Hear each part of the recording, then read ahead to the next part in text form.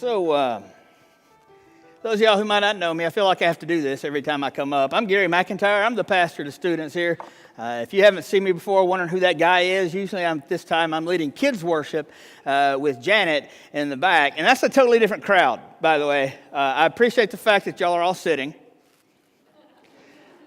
You're not like about to knock my guitar off of its stand or anything like that. I haven't had to call a single one of y'all down. So you got that going for you. So good job. Good job. Maybe it'll stay that way. I don't know if y'all know this. Pastor Al is, he's an Oklahoma fan. I wasn't asking for that. But since it's out there, all right, no. No, apparently he felt like he had to go out and be with his people to commiserate, I guess, as one big group. He'll be back, and then hopefully we won't all be commiserating. Well, I know some of you out there are on the dark side of this particular game. Say things like, roll tide and stuff. I don't know. It's weird. That just felt wrong coming out of my mouth. I don't even know what to do with that. So, anyway, I need another stand. Got too much stuff. All right, so talked earlier this morning about how we seem to live in this tension between doing something God's way and man's way. From the very beginning, there seems to have always been this tension, my way or God's way. We see it from the very beginning when God created this whole earth, this universe, and created this garden, and he put a man and a woman in it. And he said, all this stuff is yours. I created it for you. Enjoy it, except for this. Stay away from this. So what's the first thing they do? They start looking at that, and they listen to that voice that's telling them, hey, take this. It's awesome. You'll love it. It'll make you just like God. Just take it. And they go, you know what? That's not a bad idea.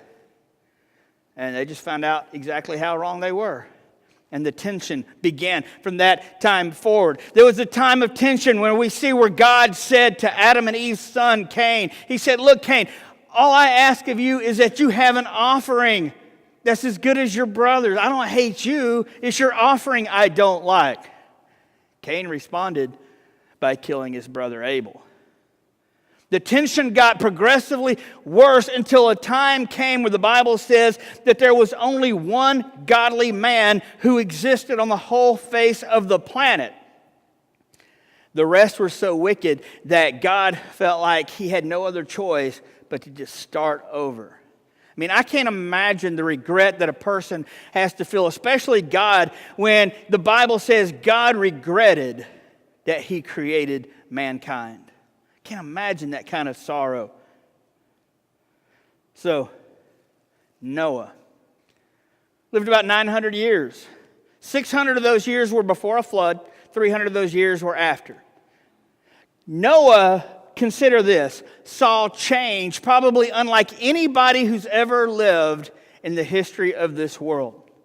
A lot of us, we talk about, especially some of you people who were born maybe early 1900s in that period, of all the change that you've experienced over the years. And I love getting in those kind of discussions with some of you guys because it just blows my mind how much things have changed and how fast that came about. For instance, airplanes, interstates, moon landings, atomic bombs, color TV, the internet. Y'all could give me more. I have no doubt you could. But just how fast things have changed. Yet Noah, he saw change unlike any change that has ever happened before. He was told by God, build this ark, I'm going to destroy the world. I'll bring all these animals to you. You just be faithful and do what I tell you. And he did. And over the course of a year, he was in a boat with only 7 other people and all these animals.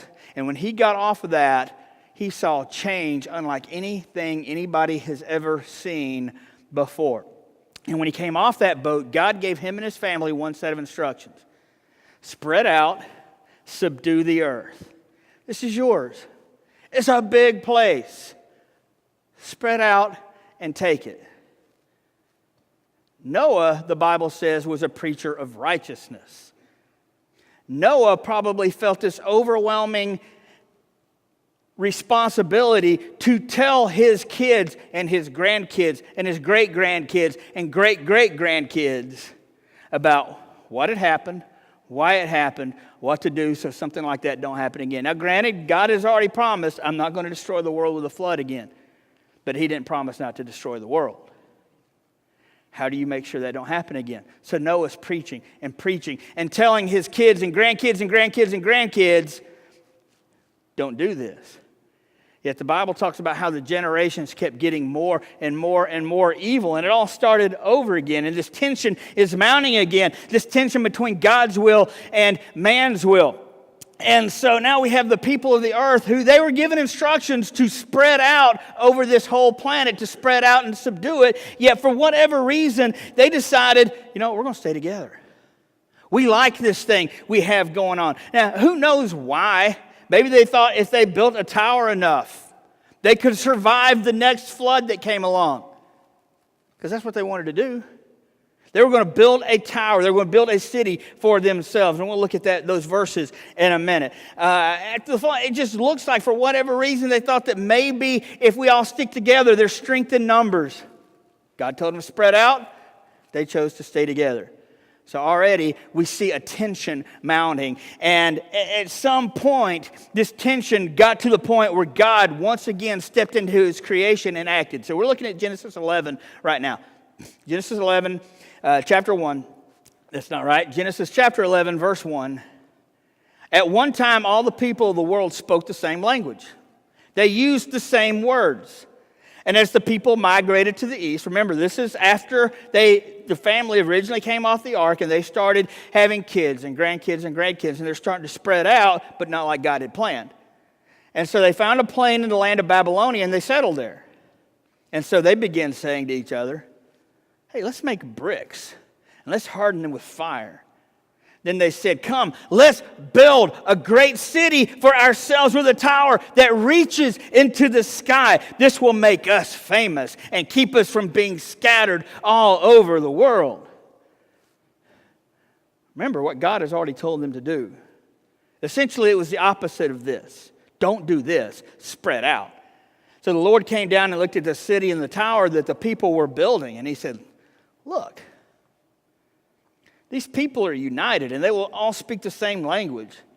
And after this, nothing that they set out to do will be impossible for them. So come, let's go down and confuse the people with different languages, and they won't be able to understand each other. You ever have a kid who asks you, why? Why? Why? And that you give an answer, you try to give an answer, and what's the next question they ask? Why? And they just keep on asking why. Well, this answers the question, why do we have all these different languages in the world? Why do we have all these different cultures in the world? Why do we have all these different races in the world? And it's important to know that there's only one race. It's a human race. But somehow we decided to segment all these different colors into races, which was never God's intention at all. Because what happens is once the people, once they were scattered and God got this person talking this language, and this person talking this language. And I was talking to my Sunday school class this morning. Let's say there were 100,000 of them. God didn't come down and give them 100,000 different languages so they all couldn't understand each other. That wouldn't make no sense. Forget I said that. That wouldn't make any sense. So what they did, likely, was you had someone speaking a language, and someone else over here, all of a sudden, they can't understand anybody else, but they hear this guy talking and say, I understand them perfectly clear. And all of a sudden, people started grouping together as they were able to understand each other. And all of a sudden, you had groups speaking a language, and another group maybe speaking a different language, and another group speaking a different language. And those groups stayed together. But as they stayed together, they started to spread out, which was God's plan to begin with. So God stepped into history, got the people moving. Now we have all these people speaking in different languages, and we have these people speaking in different languages settling in different regions. And God created our bodies to adapt in marvelous ways. So as some people ended up in countries where there was more heat and where there were more jungles or whatever, their skin adapted a certain way. And as people went into these regions where there was less sunlight and stuff, their skin adapted a different way. Not a bunch of different races, just the way God designed our bodies to react to different stresses, to different climate kind of things going on around us. It's amazing that God thought about that before he even created us all. And then when they spread out, they took all of their legends and stories and their backgrounds with them. And what's interesting is if you look at all the different people groups that are out there, different countries and nations, it seems like you can find certain common things through them all, one of which is a flood legend. And some people will try to tell you that maybe that the Bible borrowed from these other flood languages, when it makes much more sense that everybody started out as one nation. Their languages were dispersed and they spread out. And when they did, they took that flood story with them. And now all of a sudden that flood story is spread around the world. Maybe not 100% accurate, but at least there's a hint and trace of what's going on there. Now we fast forward to today, and we still see mankind reaching to the heavens, and we still feel the tension that exists when we try to live between the concept of my way and God's way. Some of my earliest memories involve me sitting in front of a TV when I was a kid, watching rockets go up into space with astronauts on them to take them to the moon. It always just blew my mind that this was amazing, that this was happening. I was stunned. I was amazed. I loved watching this. I remember when I was in maybe 5th or 6th grade hearing that they were going to design this thing called the space shuttle. Oh, I couldn't get enough information about it. I really couldn't. So I actually wrote a letter to NASA. I didn't know who to write to. I just wrote a letter to NASA. All right, asking for more information on the space shuttle. And I'd forgotten about it. And then like a month or two later, I actually got a full packet that had like stickers, a book, a bunch of books, all this amazing stuff. And I'm like, wow, NASA knows who I am. I was so excited. I really was. I love this stuff. And then I remember in vivid detail where I was when I heard that the Space Shuttle Challenger had exploded. And what was crazy is when I found out years later, my dad was a contractor for NASA at the time, and he was kind of there in the mission control area when all that happened. And his responsibilities ended when the launch ended. So he's walking out, and all of a sudden everything goes crazy. He doesn't even know what's going on. And so he tells me the story about how that same day, one of the mission control, or one of the lead engineers pulled him aside, and they had this mock-up of the space shuttle with the rocket boosters on the side, and he pointed to this little O-ring area, and he said, when they're done with this investigation, they're going to determine that this little O-ring is what caused this thing to blow up, and there's going to be a cover-up, and you're not going to see this model after tomorrow. And he was right in every one of those instances. And it's crazy that my dad has all these stories I didn't even know about. I love hearing this stuff. I got the books. Anything comes on TV about this kind of stuff, I'm reading that stuff. I can't believe it. And so now, just to think about what I guess they still call them this, steely-eyed missile men. If you did something great for NASA, if you did some kind of engineering feat that saved a mission or something, they'd call you a steely-eyed missile man. I was fascinated by the idea that these steely-eyed missile men willingly sat on top of a rocket trying to outrace the fire that was chasing them into space, vaulting them to the moon with no margin for error. I have a video I want to show you. It's probably one of the most inspirational things I've ever seen. I love this. I can't watch this enough. And just kind of pay attention to what we got going on here.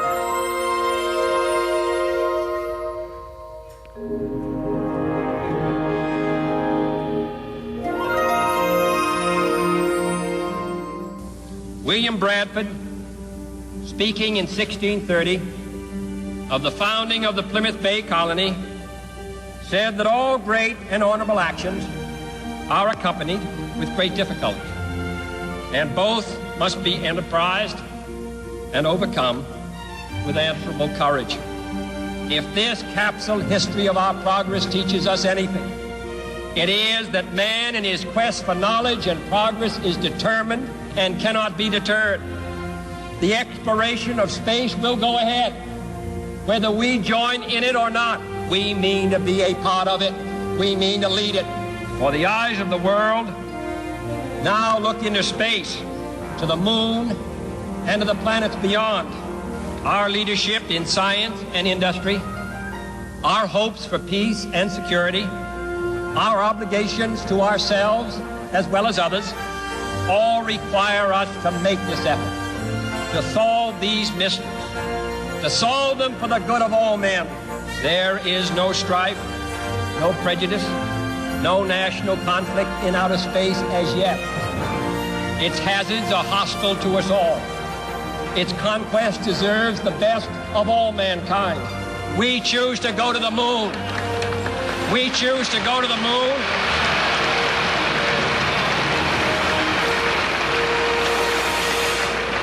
We choose to go to the moon in this decade and do the other things, not because they are easy, but because they are hard. Because that challenge is one that we're willing to accept, one we are unwilling to postpone, and one we intend to win.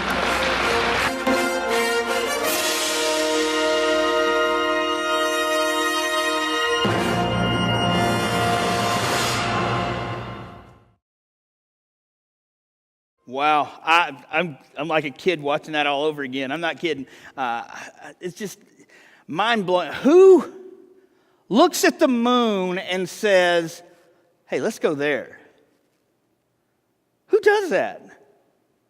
Who looks at the moon and says, let's go there? In this same speech, we didn't have time to listen to another part that I'm just fascinated by, where he talks about the challenges. 240,000 miles away on a 300-foot tall rocket using new metal alloys that many of which haven't even been invented yet, carrying all the equipment and fuel and food and everything they need to survive on an untried mission to an unknown celestial body, returned safely to Earth going 25,000 miles an hour, withstanding temperatures of about half the temperature of the surface of the sun, just trying to get that thing stopped coming back. Who says, I'll go. I'll do that. I'm in. So where do I sign up? There were people waiting in line. They couldn't wait. They couldn't wait. Why do we do that? Why do we do these things? As the president said, President Kennedy, not because they're easy, but because they're hard. But the more and more I watch that video, the more and more I look at what we just read. And he could have just easily have been, come, let us build a great city for ourselves. Come, look at what we're going to be able to accomplish, and all the nations around us are going to be in awe of something that we have done.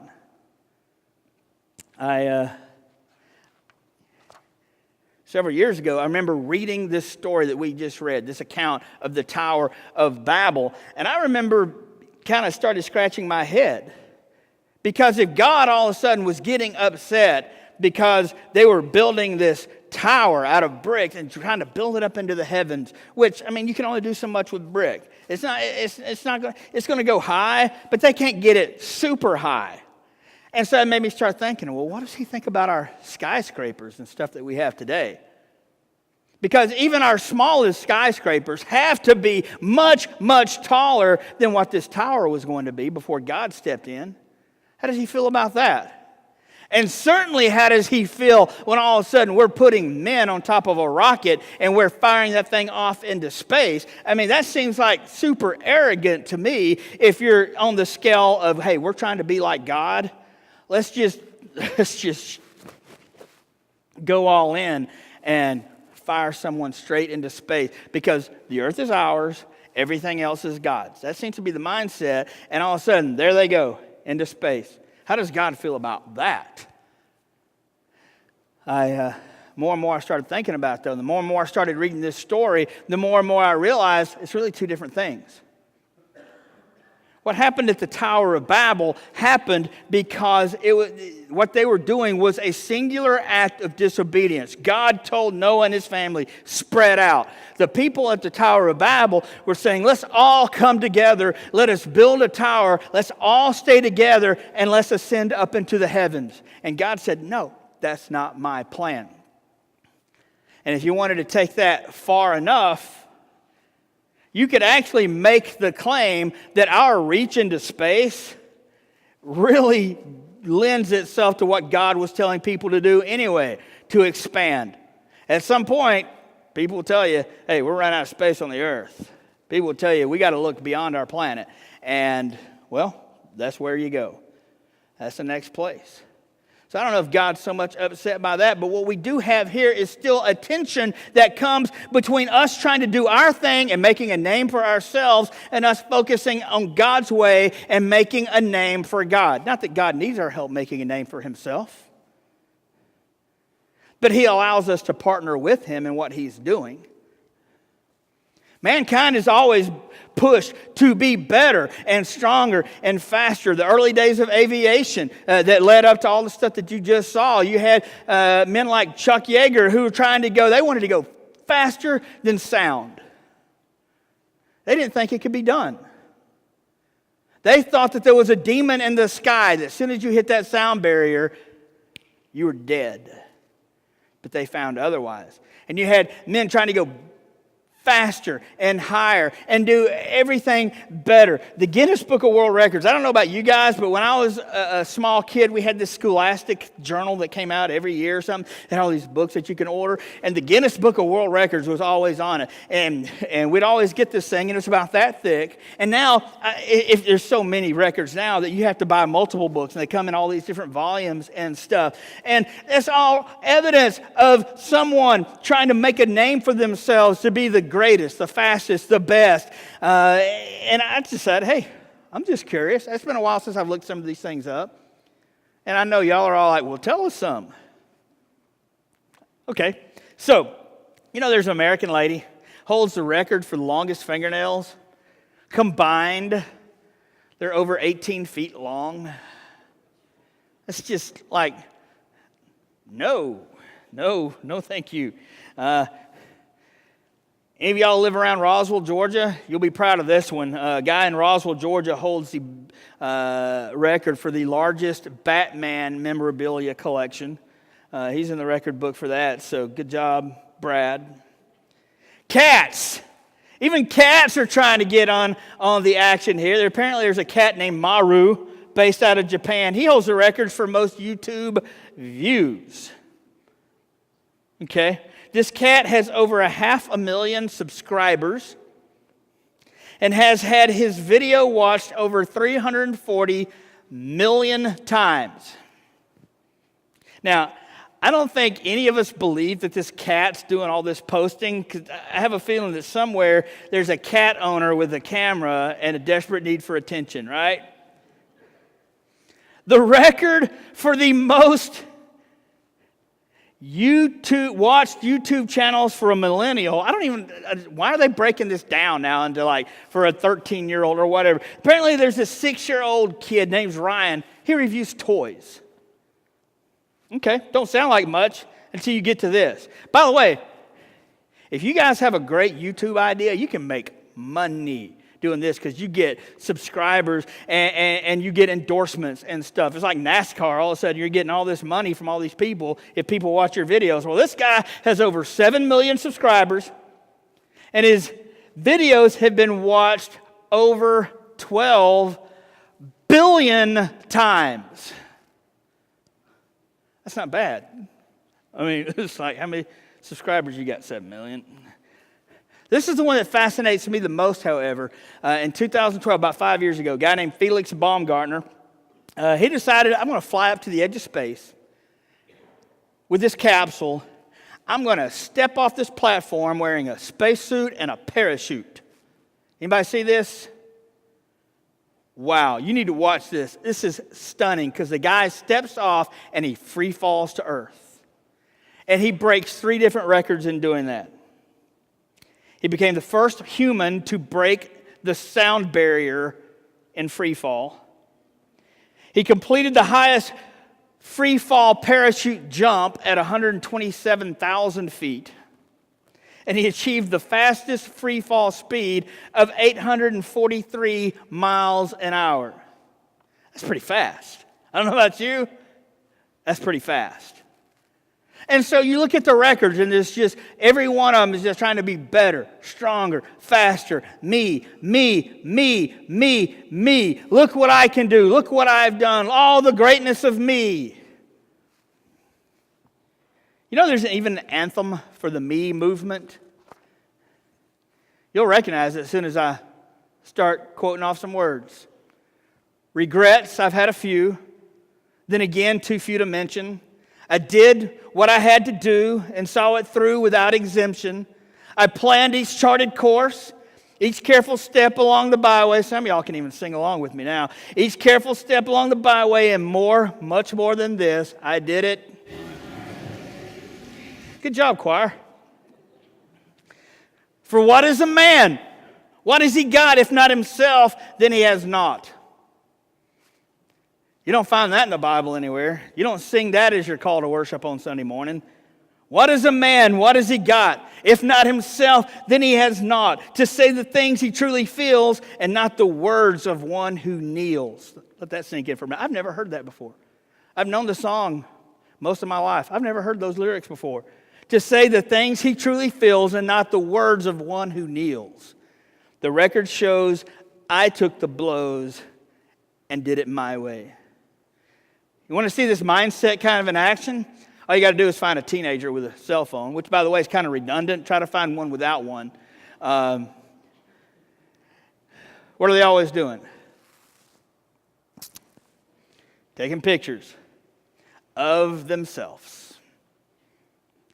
They even have a name for that. They're called selfies, right? Yep. And a lot of times it's innocent enough. It's all good fun. I'm not going to say I've never done it. Still, it's innocent enough. But it still points to that infatuation that we kind of have with ourselves. And it reinforces the tension that occurs as we try to live between my way and God's way. Well, then let's look at God's way. I'm looking at Mark chapter 8 to give you the background of the verses that we read earlier. The background goes like this. Jesus had been teaching the people for about 3 days. And he looks at them and realizes, oh, well, I bet they're hungry. And so he sends the disciples out, gets what little food that they can scrounge around, and he does something amazing. He feeds, the Bible says, 4,000 men. Now, some of y'all might be going, well, I thought it was 5,000. That's a different story. Jesus didn't do it just once. Fed 4,000 men. We assume that there's also women and children with him as well. And so after all this was done and they got the food back and stuff, Jesus and the disciples got on a boat. They went across the lake. And all of a sudden, now the Pharisees, they're all righteously indignant. And they're all angry and stuff because here's this Jesus guy taking up all their glory. And they demand a sign. And Jesus, they just get back in the boat and go the other way again. It's like, nah. You don't need that. So they left. Then the disciples, they're like in the boat, and they're like realizing, we're hungry. Who got the bread? Remember all those leftovers that we just had when we fed the 4,000? Anybody think to bring us anything? And they're like, oh, it was your fault. No, it was your fault. No, it was your fault. And Jesus is just like scratching his head, and it's like, oh. Okay. And he starts reminding them, says, hey, remember that time I fed 5,000 people? And remember that other time, y'all too, it just happened, fed 4,000 people? Y'all just don't get it. There's no need here. I can provide all of your needs. And then they get to where they're going, and then there's this blind man who wants to be able to see. And so Jesus does this thing where he spits on something and makes some mud or something and puts it on the guy's eyes, and he can partially see. So Jesus kind of does it again, and all of a sudden the man can see again. And then Jesus does one of those Jesus things, and he says, all right, but don't go tell anybody. Matter of fact, you know the way you normally go home? Don't go that way. I want you to go another way. And I was never here. All right? Then after all this, Jesus gets his disciples together and he says, who do the people say that I am? And that's when it starts bringing up the conjecture. Well, after all this that they've witnessed, the people have witnessed, now Jesus is asking, who do the people say that I am? And they're saying, well, some say you're Elijah. And some say you're John the Baptist returned. Some say you're a prophet. Who do you say I am? Peter says, well, you're the Christ. You're the Messiah. You're the one upon whom all our hopes and dreams and everything that's ever been promised to us, we believe you're that guy. And Jesus said, well, let me tell you about that guy that you're talking about, because he's going to have to suffer. He's going to be arrested. He's going to die. And they're like, no, that's not going to happen. And Jesus is again like, you just don't get it. You don't understand. You kind of understand, but you don't. And they were rebuked. And so all of this leads up to this next section. Mark 8, verse 34. Then calling the crowd to join his disciples, he tells this crowd. It's almost like he's trying to reinforce something that he's been trying to reinforce to his disciples that they just haven't quite gotten yet. He said, if any of you wants to be my follower, you must give up your own way. Take up your cross and follow me. And we've talked about this exhaustively before, about how probably they would be well acquainted with what a cross was and what it looked like and what it did, because odds are there were crosses with people on them lined up all up and down the roads. Because that would have been a deterrent by Rome to say, hey, if you mess with Rome and you come up against us, this is what's going to happen to you. And so that probably was something that was in sight as Jesus was saying, guys, if you're going to follow me, you must take up your cross daily and follow me. Because if you try to hang on to your life, you're going to lose it. But if you give up your life for my sake and for the sake of the good news, you're going to save it. And I'm sure the disciples are like going, my head hurts. I don't get it. What do you benefit if you gain the whole world but lose your own soul? And is anything worth more than your soul? And right there is where we find ourselves, in the tension between trying to do something God's way and trying to do something man's way. So what happens when the two come into conflict? What happens when the tension spreads itself to the church? What happens when worldly things try to influence godly things? And what happens when godly men and women are touched and moved by worldly pressures and pleasures? See, the church finds itself in a unique position. It does. We're in a unique position because all of us in here, we have literally our feet in two different worlds. We have the world of my way and we have the world of God's way. And we get to be the bridge between the two. If we do it right, we're well positioned to do amazing things, to reach into that world of my way and hopefully pull someone and place them in the world of God's way. The problem is there's just too many conflicts. Sometimes the church gets in their own way because my way has found its way into the church. That's a tough thing to deal with. But we have the opportunity to engage a world that is hostile to God and to do something amazing for Him. But the problem comes along the way sometimes where, how do we maintain that balance? Because, and you've probably heard these different sayings somewhere before, because we can't become so worldly that those who need to know God can't see God because we're in the way. They can't see God because of our own sinful natures and the way we live our lives. They don't see God in us at all. The flip side of that is that we might live lives that appear so self-righteous to those around us. You've heard this saying, you're so heavenly minded, you're no earthly good. That happens too. People can't see God past your own self-righteousness. Where's the balance in between that? How do we manage the tension? How do we deal with those who live in the world of my way without becoming the person who lives in the world of my way? Well, I got a couple of things here. One of the ways is, let's set our expectations of those living in a my way world. Do you try to enforce your standard of righteousness on people, on a non-believer who doesn't think like you, who don't act like you, who doesn't share your level of morality. A lot of people won't even come into a church because the expectation by them is that, you know what, I'm not good enough. I'm not righteous enough. And a lot of times that's reinforced by the people in the church who kind of give them that impression, yeah, you know what, you're not good enough. You're not righteous enough.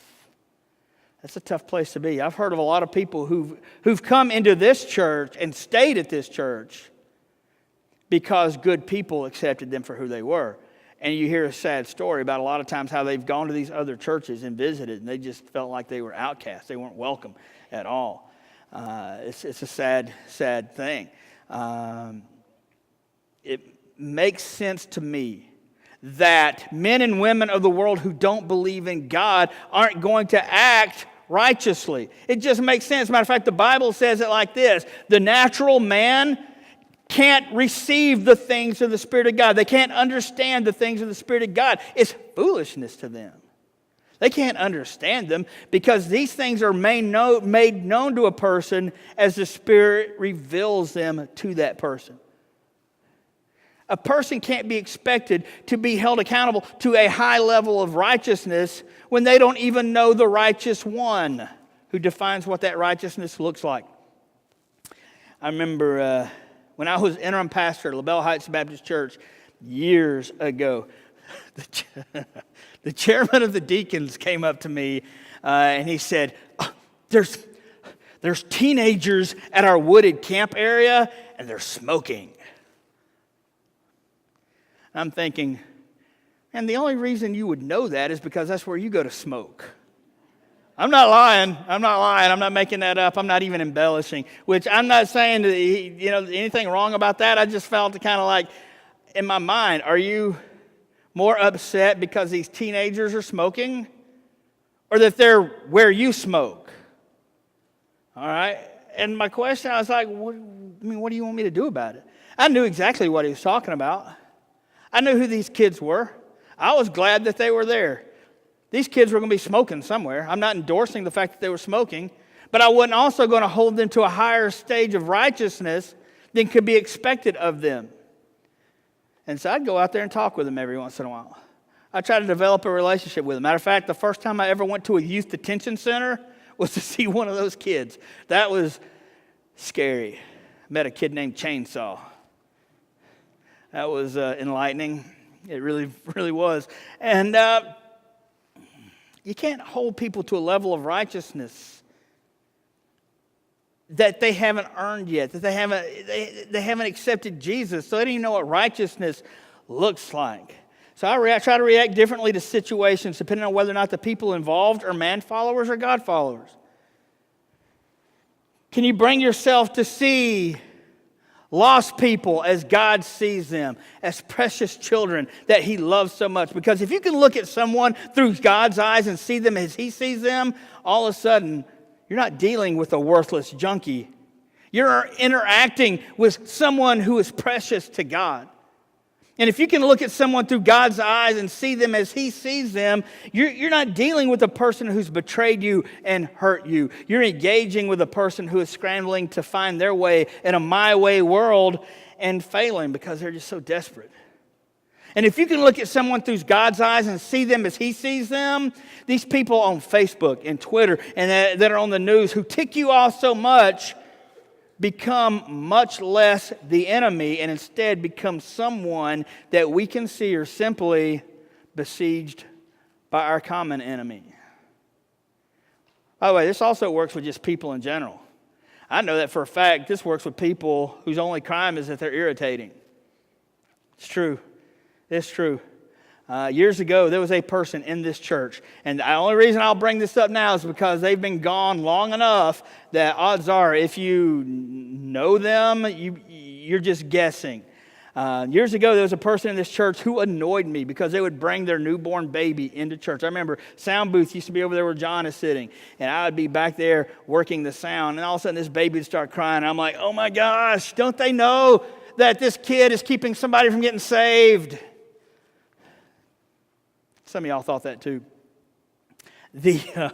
It's like, oh my gosh, this is going on. I can't believe it. Why don't they do something about it? Don't they know we have a nursery? We have good people who work in a nursery. And I just get aggravated. And I had built up a fake, self-righteous rage. And this kept going on. And finally, it just hit me. You say, Gary, the problem's not with her. That problem's on you, man. That's all on you. And so I started praying. I literally did. I started praying that God would let me see this person, not as I see them, filtered by all my aggravations, but see them as God sees them. And I'm convinced there are some prayers that God just cannot wait to answer. Because this one came just like that. I literally went from this overwhelming sense of aggravation to this overwhelming sense of warmth toward that person that has not left me to this day. When I think about this person, I have this sense of warmth. Are you able to see lost people as God sees them? Are you able to see someone as a precious child that He just loves so much? Because if you can do that, all of a sudden your interaction with other people that are far different from you is going to change. And you're going to find out they might not be that different after all. Are you able to choose your side and not cross over? What I mean by that is the real conflict comes when we have people who claim to be God followers but live their lives as if they are man followers. They claim to walk the path of God's way, but they consistently detour and take another path. It doesn't make sense to me that men and women of the church who claim belief in God, they live totally for themselves, unless they're stuck somewhere in their spiritual development process. And that happens a lot. It does. See, people are watching us. I hope you get that. I hope you get that. I've talked about this before. You're witnesses even if you don't use words. People are watching you and how you live your lives.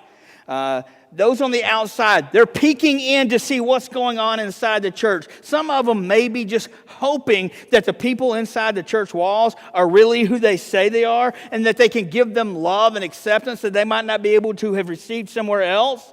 And then they become disillusioned a lot of times when we try to hold them to a greater standard than Jesus tries to hold them to. We lose them. Maybe they're looking in to see if their beliefs about us conform to what they already thought about us. Judgmental, hypocritical. They just want some kind of confirmation that they're who I thought they were. They find out that we're no different from them. We just dress prettier. And they walk away. Last thing. When in doubt, if there's any way you don't know how to respond to a situation, be Jesus. We have a perfect picture in the Bible of Jesus who managed to balance the tension between living a life in man's world and God's world. We see him many times where the religious people got upset at Jesus because they thought he was doing something he had no business doing. What he was doing was managing the tension between man's world and God's world. He was reaching in to that darkness, trying to pull someone to the light. And it's easier to do that if you're right there in the middle of them. If you're on a tower, if you're on a building, if you're standing on a wall, and you're trying to shout down to someone, hey, come up here and be saved, that might be something hard for them to do. But if you can find your way down to where they are, in their yuck, and in their darkness, and in their despair, and wherever they are, and you can pull them alongside you, step by gradual step, you might find that they're going to end up on God's side. Not all the time. Man's heart is rebellious, it's stubborn. But God also puts a calling in each one of their hearts. Give me a chance. Give me a chance. We're going to pray.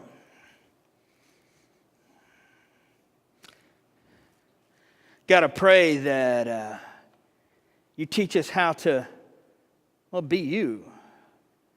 That's huge. That's a huge prayer. God, that we learn how to balance what's going on between those who are conflict with you. God, that we're able to balance man's way against your way, and that we're able to draw people over to you. God, we pray that we not get sucked into their world, but that you're able to use us to pull people out of where they are to where you want them to be. God, the tension there is so tough that we live in a world that is so hostile to who you are and to who we are. God, we don't make it easy because too many times we try to be like them. God, let us set our sights higher. Help us to be like you. And when the world sees us, sees that there's something different, maybe they'll be drawn to that. And we can help draw them to where you are. In Christ's name, amen.